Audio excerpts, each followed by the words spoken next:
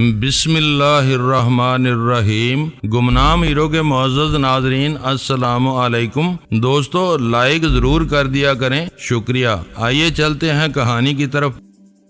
4 بج رہے ہیں بھائی، پتہ نہیں تم کب سے بے ہوش ہو۔ یہ لوگ بھی سو رہے تھے، ہمیں اس نے کافی پلائی تھی اور یہی کوئی 10 بج رہے تھے اس وقت۔ بھوت پریت اسی وقت نیچے اترتے ہیں۔ آبی نے لقمہ دیا۔ جی ہاں، لگتا تو ایسا ہی ہے، مگر یہ کوئی انسانی بھوت تھا۔ تھوڑا پانی تو لائیں میرے لیے۔ وہ بہت ہی سنجیدہ بلکہ افسردہ دکھائی دیتی۔ میل باہر نکلا تو وہ بولی، یہ کیا حرکت کی ہے میرے ساتھ؟ یہ گر آپ کو بھی معلوم تھا کیا؟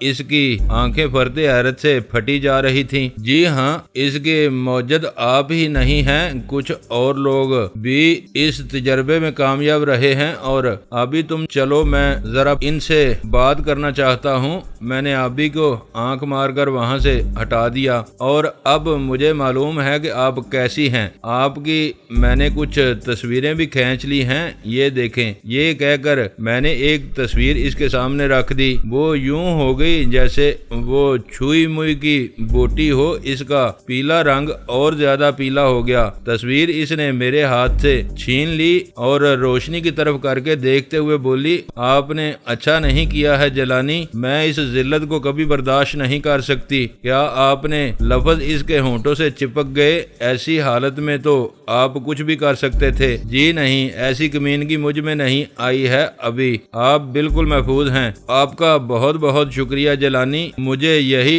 ڈر تھا کہ کہیں میں اس حالت میں ماری تو نہیں گئی۔ بے ہوش ہونا اور بات ہے، مگر ابھی وہ یہ بات کہہ ہی رہی تھی کہ جمیل اندر آ گیا۔ اس کے ہاتھ سے گلاس لے کر اس نے گونٹ گونٹ کر کے پانی حلق سے نیچے اتارا اور کہنے لگی، تم ذرا حکیم صاحبی کے پاس چلے جاؤ، کوئی دوا ہو تو لے آؤ، میرے گلے میں بھی سخت خراش آ گئی ہے، حلق تر ہی نہیں ہوتا، ساری کیفیت اسے بتا دینا۔ اچھا، میں ابھی آتا ہوں۔ وہ گھر پر ہی ہوگا؟ تمہارے باقی حالات تو ٹھیک ہے نا؟ نہیں، اور کوئی بات نہیں ہے، ویسے میں بالکل ٹھیک ٹھاک ہوں۔ ٹھیک ہے، میں اس سے پوچھتا ہوں، تمہاری بے ہوشی نے تو مجھے پاگل کر دیا۔ یہ کہہ کر وہ اسی وقت باہر نکل گیا۔ مجھے کسی تم ایسی ہی کی ضرورت تھی سنبلا، مجھے معاف کر دو، میں نے شاید تمہارے ساتھ بہت زیادتی کی ہے۔ نہیں، مجھے اس کا کوئی افسوس نہیں ہے جیلانی، میں آج رات نہیں، اب اس کی ضرورت نہیں رہی، پھر کسی دن تم سے یہاں ملنے آؤں گا سنبلا۔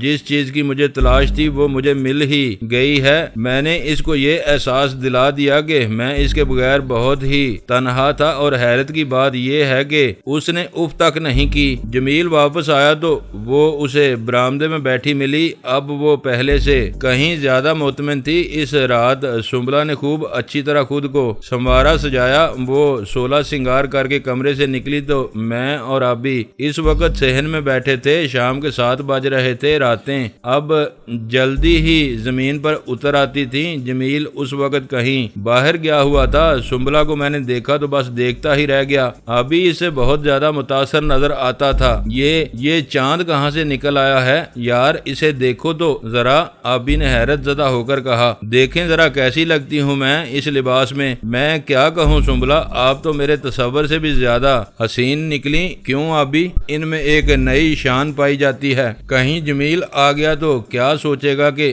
یہ ہار سنگار کس کے لیے ہے؟ جی نہیں، اسے عادت ہو گئی ہے، مہینے میں 1-2 بار تو میں ایسا ضرور کرتی ہوں۔ ابھی وہ یہ بات کہہ ہی رہی تھی کہ جمیل اندر آ گیا، مگر وہ تنہا نہیں تھا، اس کے 2 دوست بھی ساتھ آئے تھے اور وہ پردے کے لیے باہر گلی میں رک گئے تھے۔ آؤ رت، تو چل اندر، میرے دوست آئے ہیں، چلو، وہ اسے گھورتے ہوئے بولا۔ سنبلا اسی وقت کمرے میں جا گھسی۔ آؤ یار اندر آ جاؤ۔ اس کے دونوں دوست اندر آ گئے۔ ان کا حلیہ دیکھ کر تو میں پریشان ہی ہو گیا۔ وہ سر پر بڑی بڑی کلے دار پگڑیاں باندھے ہوئے تھے اور گلے میں کمبل جھول رہے تھے۔ نیچے ان لوگوں نے سفید قمیض شلوار پہن رکھی تھی، دونوں کے جوتے طلائی تھے۔ وہ کوئی سوداگر نظر آتے تھے مجھے۔ ان سے ملو یار، یہ ہیں میرے دوست الفت علی خان اور قائم حسین، اور یہ ہیں جیلانی صاحب اور یہ آبی صاحب ہیں۔ ہم نے اٹھ کر ان سے مصافحہ کیا تو وہ دونوں سامنے کی چارپائی پر بیٹھ گئے۔ بہت بھوک لگی ہے یار، قائم حسین نے اپنی مونچھوں کو تاؤ دیتے ہوئے کہا۔ وہ ہم دونوں کو بڑے غور سے دیکھ رہا تھا۔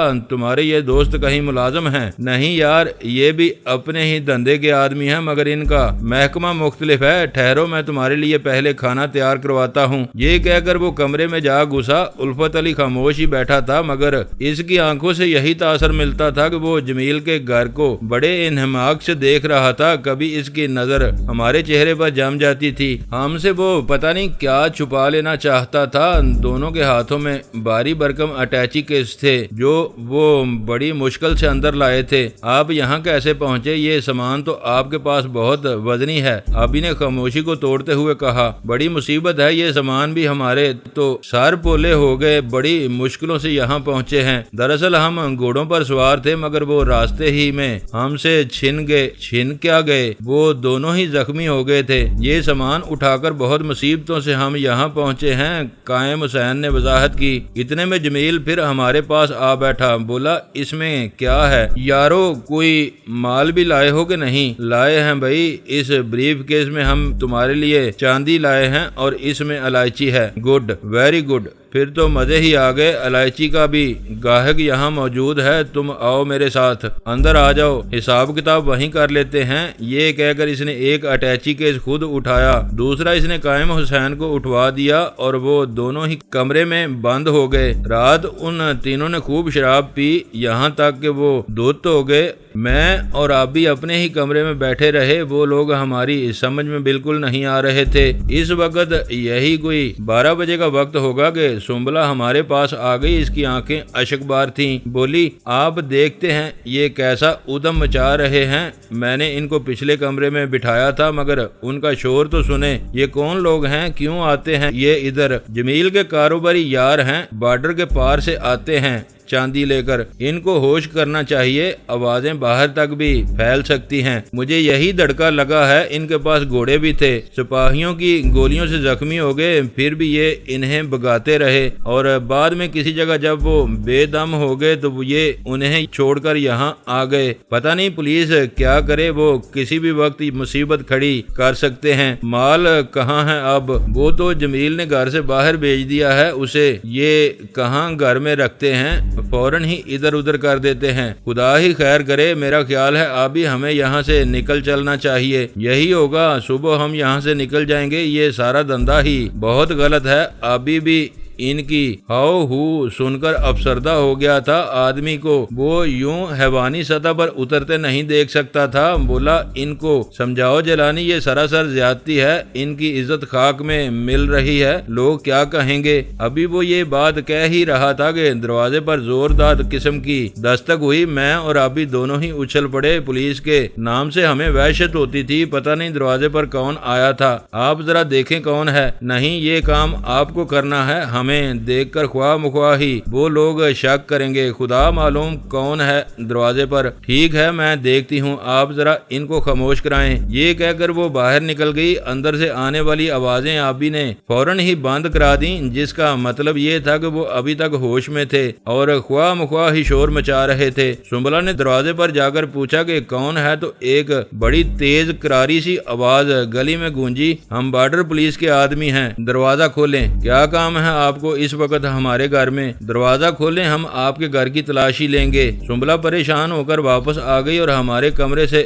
گزرتی ہوئی بولی، وہ بارڈر پولیس کے آدمی ہیں، یہ انہیں بتاتی ہوں۔ یہ کہہ کر وہ اگلے کمرے میں جا پہنچی۔ کچھ ہی دیر بعد جمیل ہمارے پاس آ گیا، بولا آپ بے فکر رہیں، میں ان کو وہیں سے ٹہلا دوں گا، یہ آتے ہی رہتے ہیں۔ یہ کہہ کر اس نے صحن کا دروازہ کھولا اور گلی میں نکل گیا، مگر ان کے سامنے اس کی دال نہیں گلی، وہ کچھ سننا ہی نہیں چاہتے تھے۔ جمیل کو ایک طرف ہٹا کر وہ دروازے کے اندر آ گئے۔ پتہ نہیں باہر کتنے لوگ موجود تھے، صرف 3 سپاہی اور ایک انسپیکٹر ہی صحن میں دکھائی دیے۔ میری اور آبی کی تو جان ہی نکل گئی، میں بھی ان کے عقب میں آ رہا تھا۔ وہ برآمدے میں پہنچ کر رک گئے۔ انسپیکٹر نے مکان کا اچھی طرح جائزہ لیتے ہوئے کہا، ہماری اطلاع یہ ہے کہ وہ اسمگلر آپ کے گھر میں موجود ہیں، یہ دروازہ کھولیں۔ دیکھ لیں صاحب، ضرور دیکھیں، میرے چند عزیز یہاں یہاں آئے ہوئے ہیں، ان سے مل لیں آپ۔ یہ کہہ کر جمیل نے انسپیکٹر کو ہمارے کمرے میں داخل کر دیا۔ ہم اس وقت بستروں میں دبکے ہوئے تھے، لیمپ کی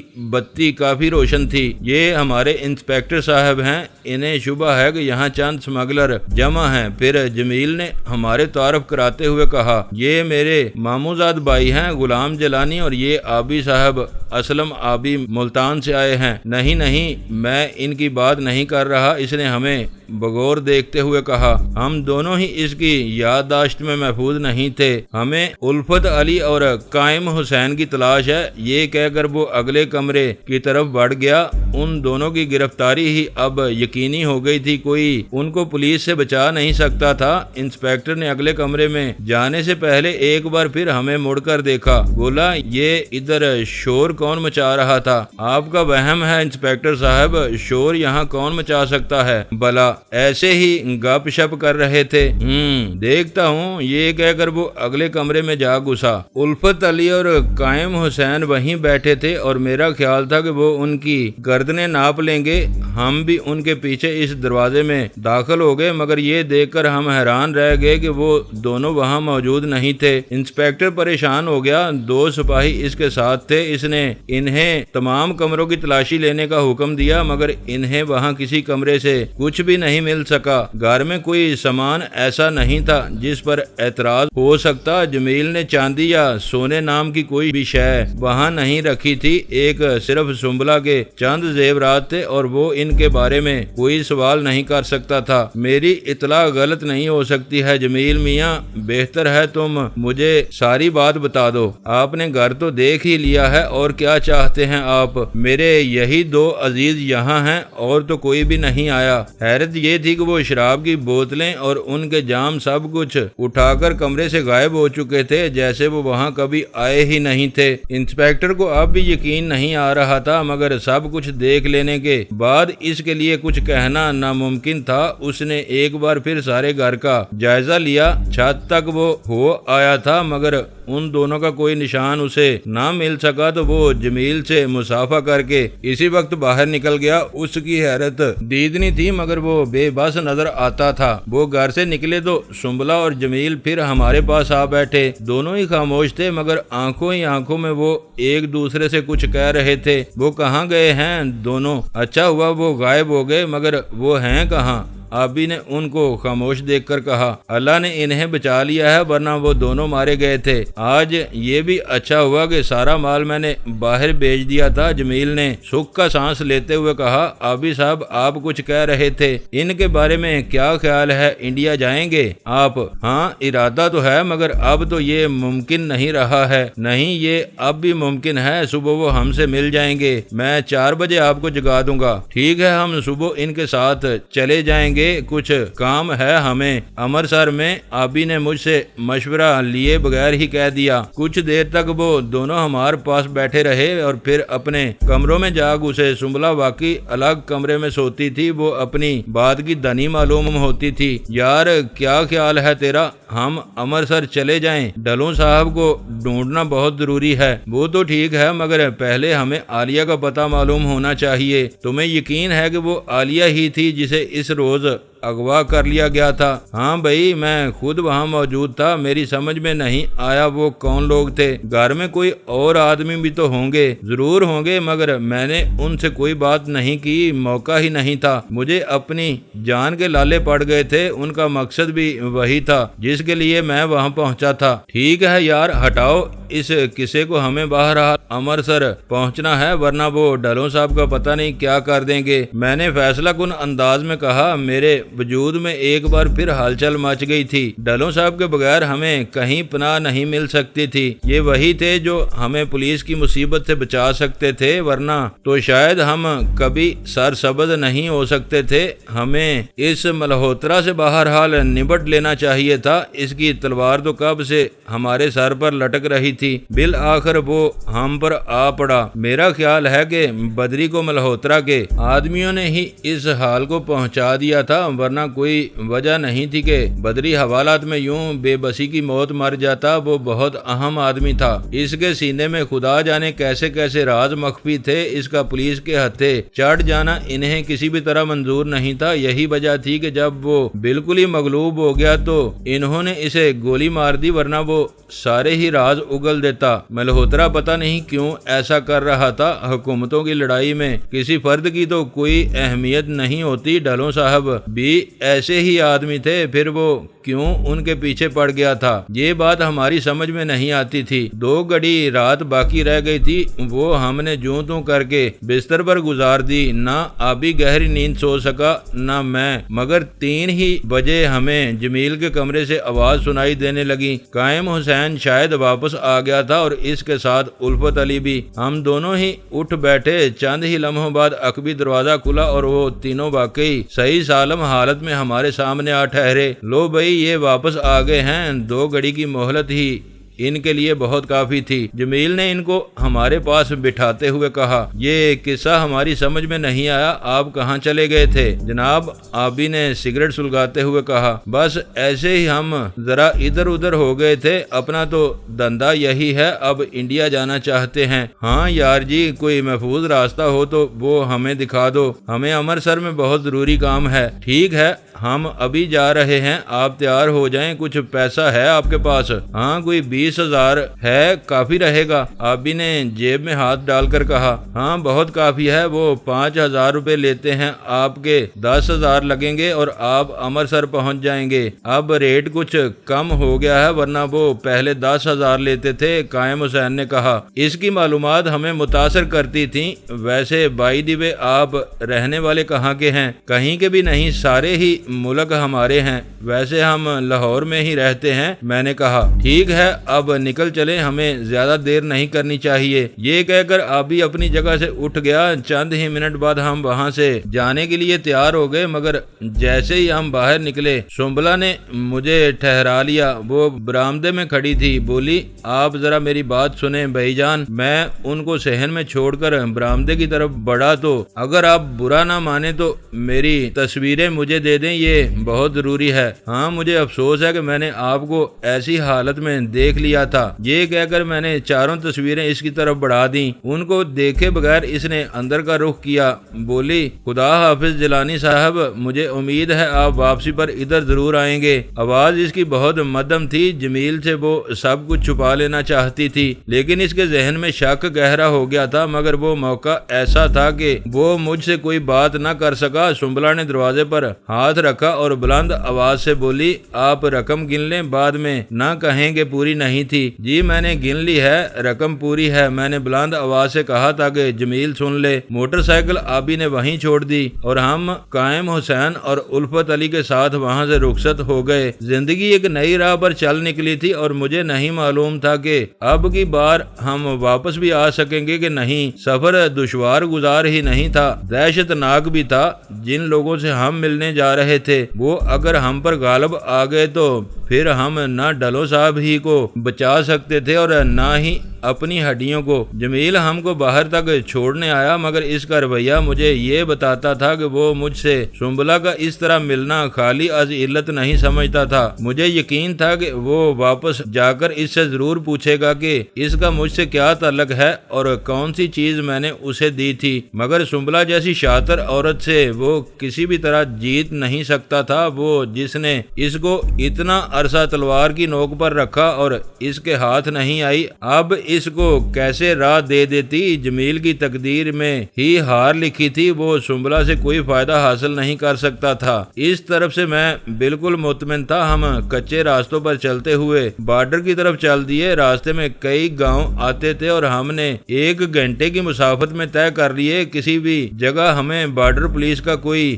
آدمی نظر نہیں آیا۔ قائم حسین اور الفت علی بہت پر امید تھے، مگر مجھے یہ احساس ہو رہا تھا کہ وہ شاید ناکام ہو جائیں۔ روپے کا لالچ ایک آدمی یا چند آدمیوں کو تو گمراہ کر سکتا تھا، مگر ساری فوج کو راستے سے ہٹا لینا اور وہ بھی روپے کے بل بوتے پر ممکن نہیں تھا۔ مگر وہ مسلسل آگے بڑھتے رہے، یہاں تک کہ ہم ہرن گاؤں میں جا پہنچے۔ وہ بالکل سرحد کے ساتھ تھا۔ اس وقت صبح کے 4:30 بج رہے تھے اور میرا خیال ہے کہ وہیں کہیں कहीं पुलिस पोस्ट भी कायम थी। उल्फत अली ने हमसे 10,000 रुपए लिए, 10 इसने अपनी तरफ से जमा किए और वो इस रकम को लेकर आगे बढ़ गया। हमें इसने हिरन गांव से दूर ही दरख्तों के झुंड में ठहरा दिया। उसे गए हुए कोई 20 मिनट गुजरे थे कि 2 आदमी हमें अपनी तरफ आते दिखाई दिए। शक्लो सूरत से ही वो सिख नजर आते थे। उनके अकब में उल्फत अली चल रहा था। सिपाही हुलिये के एतबार से बॉर्डर पुलिस के दिखाई देते थे। सिर्फ इतने ही आदमी हैं। जी हाँ, हम सिर्फ 4 हैं। इनकी तलाशी लो। शेर सिंह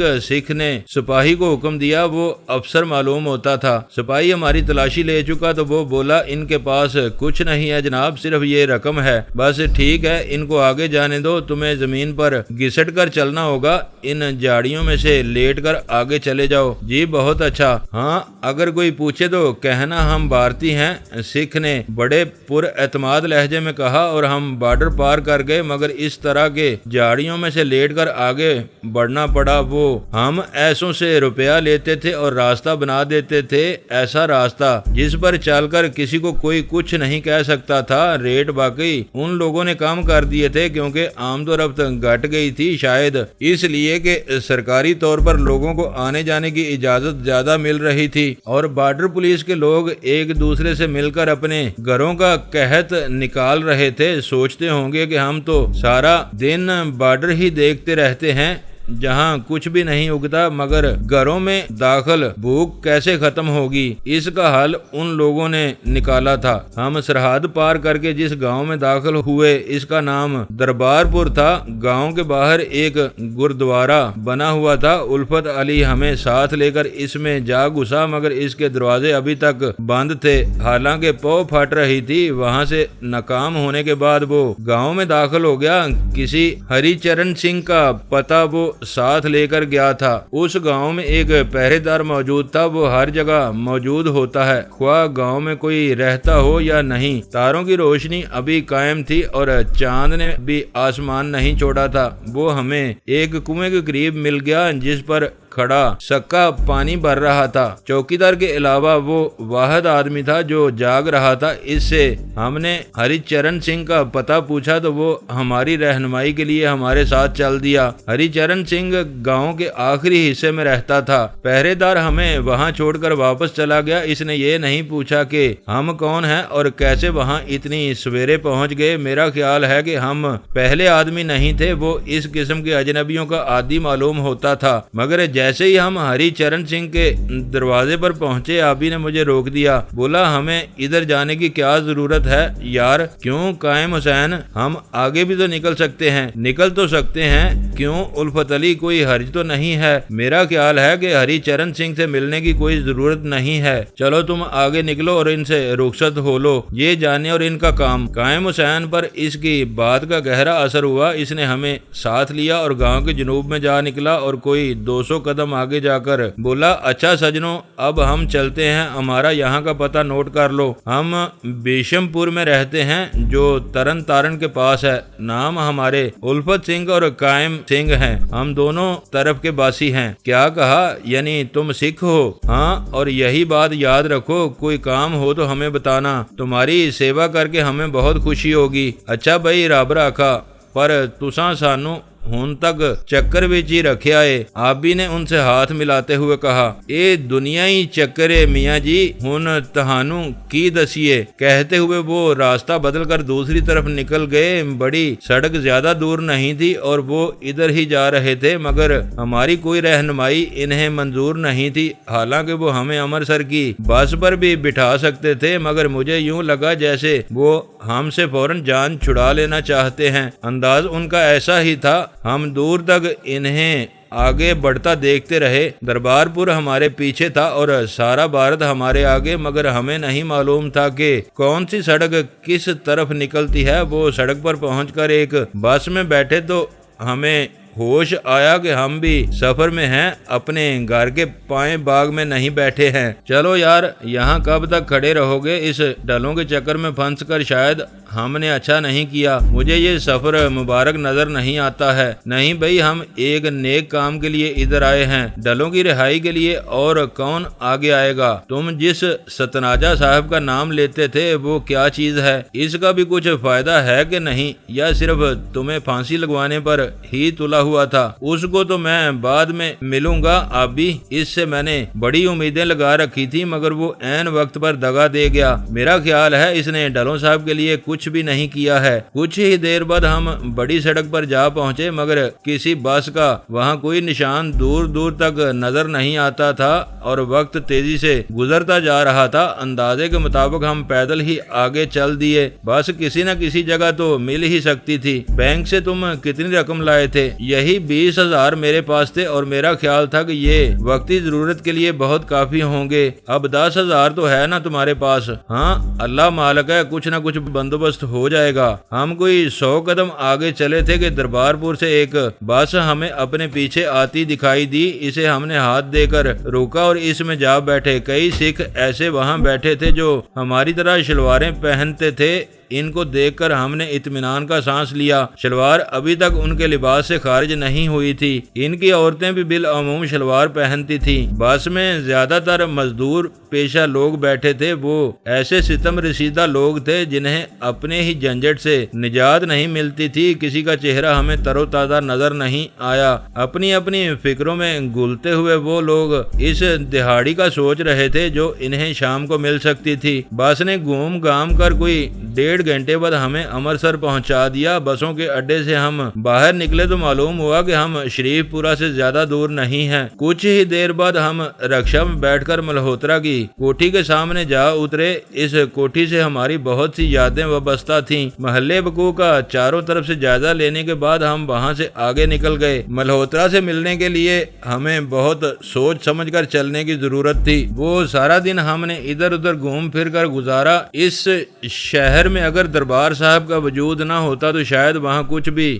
نہ ہوتا۔ سکھوں نے اسے اپنا محور بنا رکھا تھا۔ انہیں بھی کسی ایسے شہر کی ضرورت تھی جسے وہ مرکز مان کر ساری دنیا میں گھوم آتے تھے۔ رات ہوئی تو ہم دونوں تھک ہار کر ایک ہوٹل میں جا گھسے۔ آبی نے اپنا نام وہاں ابدار شاہ لکھوایا اور میں ہاشم کا ہاشم ہی رہا۔ کہا کہ ہم دہلی سے آئے ہیں اور دہلی ابھی مسلمانوں سے خالی نہیں ہوئی تھی۔ شکر ہے کہ ان سالوں نے سارے ہی مسلمانوں کو ملک سے باہر نہیں نکال دیا تھا، ورنہ ان کا تعصب تو کسی بھی شے کو برداشت نہیں کرتا تھا۔ ہم دونوں ہی بے حد افسردہ تھے۔ آبی کی وہ تیزی تراری گویا ختم ہی ہو گئی تھی۔ اسے بھی کوئی بات نہیں سوچتی تھی۔ وہ بار بار مجھ سے یہی کہتا تھا کہ بارڈر پار کر کے ہم نے اچھا نہیں کیا۔ ڈلوں ہمارا کیا لگتا ہے، کیوں ہم اس کے پیچھے اپنا آرام چھوڑ کر ادھر آ گئے ہیں؟ وہ مجھ سے یہی پوچھتا تھا، مگر میں اسے کیا جواب دیتا؟ وہ اگر دشمنوں کی ذات پر تھا تو میرا کیا قصور تھا؟ ہمارے لیے تو اس کے خلوص کا کوئی شمار ہی نہ تھا۔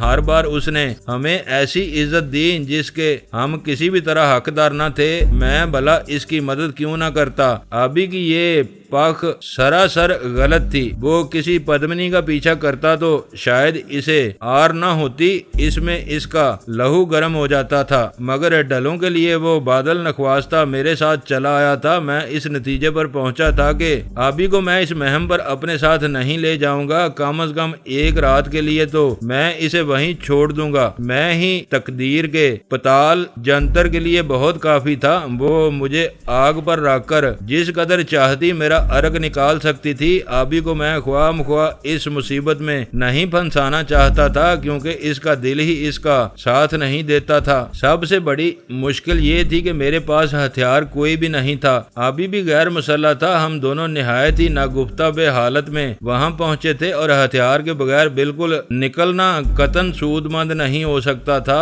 وہاں کوئی بھی آبی کا دوست نہیں تھا جو اسے ہتھیار دے سکتا۔ آبی کو بستر میں چھوڑ کر میں رات 11 بجے ہوٹل سے باہر نکل گیا۔ خاصا معقول ہوٹل تھا اور وہاں لوگوں کی آمد و رفت رات دن جاری رہتی تھی۔ ابھی اس وقت گہری نیند میں تھا۔ اس کی جیب سے میں نے 2000 روپے نکالے۔ مجھے کسی بھی وقت ضرورت پڑ سکتی تھی۔ جب میں بڑے ہال میں پہنچا تو کئی لوگ اس وقت وہاں بیٹھے چائے پی رہے تھے۔ ان میں سے ایک کو میں نے دیکھ لیا۔ وہ سارے ہی تارک الدنیا معلوم ہوتے تھے۔ وقت ان کو ذلیل کر رہا تھا اور کرنے کے لیے ان کے پاس کوئی کام نہیں تھا۔ وہ جو راتوں کو بھی جاگتے رہتے ہیں، ان کے دن سوتے میں گزرتے ہیں۔ کسی کام کی ان کے نزدیک کوئی اہمیت نہیں ہوتی۔ میں نے جان بوجھ کر ہال میں بیٹھے لوگوں کے درمیان ٹھہر کر اپنے نوٹ نکالے اور گننا شروع کر دیے۔ نوٹ گن کر میں نے ایک بار پھر جیب میں ڈال لیے۔ مجھے یقین تھا کہ ان میں سے کوئی نہ کوئی تو ایسا ہوگا جو ان نوٹوں کے پیچھے بھاگے گا اور مجھے کسی ایسے ہی کی تلاش تھی۔ وہاں بیٹھ کر میں نے چائے پی اور ایک بار پھر دوسری جیب میں سے چند نوٹ نکال کر گنے اور ان میں سے میں نے چائے کے پیسے دیے۔ کوئی 15 منٹ میں وہاں بیٹھا سگریٹ پھونکتا رہا اور پھر ہوٹل سے باہر نکل آیا۔ بڑی سڑک پر چلنے کی بجائے میں جان بوجھ کر ایک گلی میں جا نکلا۔ میرا اندازہ درست ثابت ہوا۔ ابھی میں چند ہی قدم آگے نکلا تھا کہ مجھے اپنے عقب میں 2 آدمی تیز قدم اٹھاتے ہوئے اپنی طرف آتے دکھائی دیے۔ میں نے اپنی رفتار سست کر دی۔ وہ میرے قریب سے ہو کر آگے نکل گئے۔ وہ پاجامہ کرتا اور اس پر گرے سلیٹی رنگ کا سویٹر پہنے ہوئے تھے۔ دونوں کے کپڑے ایک ہی جیسے تھے اور ایک دوسرے کی تالا کنجی معلوم ہوتے تھے۔ گلی کے اگلے سرے پر پہنچ کر وہ میری نظروں سے غائب ہو گئے۔ گلی کے عین وسط میں ایک کمزور سا بلب لگا تھا۔ جب میں اس کے نیچے پہنچا تو مجھے گلی کے فرش پر ایک پوٹلی سی نظر آئی۔ وہ کوئی رومال تھا جس میں کچھ روپے بندے تھے۔ میرا خیال ہے روپے کے 6 نوٹ اور کچھ ریزگاری۔ وہ اٹھا کر میں نے مٹھی میں دبا لی، مگر ابھی میں 10 قدم بھی آگے نہیں گیا تھا کہ وہ دونوں آدمی پھر میرے سامنے آ گئے۔ تم نے یہاں سے کوئی پوٹلی اٹھائی ہے؟ سور کے منہ والے آدمی نے میرے سر پر پہنچ کر کہا۔ ہاں، وہ تمہاری ہے کیا؟ تو اور کیا تمہاری ہے؟ بات کیسے کرتے ہو؟ لاؤ ادھر کوئی نشانی بتاؤ تو میں تمہیں دے دوں گا۔ اس میں 2200 روپیہ ہے، 600 روپے الگ ہیں اور کچھ ریزگاری۔ مجھے یاد ہے اس کی نشانی۔ اب نکالو اسے۔ مجھ سے سخت غلطی ہو چکی تھی۔ نوٹ میں نے ان کے سامنے ہی ہوٹل میں گنے تھے اور وہ صاف جیت رہے تھے کہ میں آپ ہی اپنے ہاتھوں پٹ رہا تھا۔ کیا نشانی ہے تمہارے نوٹوں کی؟ نشانی کا کیا مطلب؟ ہوئے سیدھا ہو جا، تو نہیں جانتا ہے ہمیں؟ سالے تیرے قتلے کر دیں گے ہم۔ نکال رقم۔ اس نے میرے گریبان پر ہاتھ ڈال دیا۔ اس کے ساتھی نے فوراً ہی پستول نکال لیا اور میں یہ دیکھ کر حیران رہ گیا کہ اس میں سائلنسر لگا ہوا تھا۔ وہ گلیوں میں وارداتوں کے لیے اسے بے دریغ استعمال کرتے ہوں گے۔ میرے پاس یہ پوٹلی ہے اور اس میں تو صرف 6 روپے ہیں۔ میں نے مٹھی کھول دی۔ اس نے فوراً ہی وہ مجھ سے جھپٹ لی۔ پوٹلی میں رقم تو وہی تھی جو انہوں نے ڈالی ہوگی، مگر وہ اس کا وزن اتنا کم دیکھ کر آواز حلق میں دباتے ہوئے بولا، باقی پیسے کہاں ہیں؟ اس کی جیبیں دیکھ یار، یہ تو بدماشی کر رہا ہے۔ اس کی یہ بات سن کر اس کے پستول والے ساتھی نے فوراً ہی اپنا ہاتھ میری جیب میں ڈال دیا۔ ایسے میں اس کا پستول والا ہاتھ اوپر اٹھ گیا۔ میری جیب سے اس نے سارے ہی نوٹ نکال لیے۔ بدماش پوٹلی اٹھاتے ہی رقم غائب کر دی۔ بلڈی پگ! مگر ابھی اس نے ہاتھ باہر کھینچا ہی تھا کہ میں نے دائیں ہاتھ سے اس کی گردن پر اپنا پورا پنجہ گاڑ دیا۔ 2 سیکنڈ لگے اور وہ نوٹوں سمیت میری باہوں میں جھول گیا۔ میں نے فوراً ہی اس کی دائیں کلائی پر ہاتھ مار کر پستول اس سے چھین لیا۔ دوسرے کے ہاتھ میں میرا گریبان ابھی تک پھنسا تھا۔ اوئے ٹیریر، یہ کیا ہو گیا تجھے؟ اوئے ٹیریر! میں نے اس کو بولنے کا موقع نہیں دیا۔ بائیں ہاتھ کی الٹی ضرب میں نے اس کی ناک پر لگائی تو میرا گریبان اس کے ہاتھ سے چھوٹ گیا۔ دوسری ضرب میں نے اس کے تھوبڑے پر لگائی۔ وہ الٹ کر منہ کے بل نیچے جا گرا۔ ان کا پستول اب میرے ہاتھ میں آ چکا تھا۔ جیسے ہی وہ فرش ہوا، میں نے اس کی کمر پر پاؤں رکھ دیا۔ کیوں بے؟ یہ قصہ کیا ہے؟ لوگوں کو اسی طرح بیوقوف بناتے ہو؟ اٹھ ذرا میرے یار، تیرے جیسے کے لیے تو میں نے ہوٹل میں رقم گنی تھی اور تو پھنس گیا، اٹھ۔ میری آواز کی گان گج سن کر وہ دونوں ہاتھ زمین پر ڈال کر اٹھا، مگر اس کے گھٹنے جواب دے گئے تھے، پھر زمین پر جا گرا۔ اب کی بار میں نے اسے گردن سے پکڑ کر اوپر اٹھایا۔ تیرا کیا نام ہے سالے، کیا دھندا ہے تیرا؟ جی میرا نام شرما ہے، مجھے معاف کر دیں جی۔ وہ تو کر ہی دوں گا، مگر اس کا بندوبست کر لے، یہ کم سے کم 6 گھنٹے بے ہوش رہے گا۔ فکر نہیں کرنا، سمجھے؟ یہ 50 روپے رکھ لے۔ میں نے نوٹوں میں سے 50 روپے نکال کر اس کے حوالے کر دیے۔ پر یہ پستول باجی، ہم تو برباد ہو جائیں گے۔ باک نہیں ہوئے، یہ اب میرے قبضے میں رہے گا۔ اچھا ٹاٹا گڈ بائی، یہ کہہ کر میں نے اس کے سر پر ایک دپ جمائی۔ جب وہ ٹیریر کے پاس بچھ سا گیا تو میں نے ارد گرد نظر ڈالی۔ رات کے اس وقت 12 بج رہے تھے، سارے ہی مکان بند تھے، کسی ایک کا بھی دروازہ نہیں کھلا تھا۔ انہیں میں وہیں چھوڑ کر گلی عبور کر گیا۔ دوستو ویڈیو کو لائک ضرور کر دیا کریں۔ ISI پاک آرمی زندہ باد، پاکستان پائندہ باد۔ معزز ناظرین، اپنا خیال رکھیے گا اور اپنے اس چینل کا بھی شکریہ۔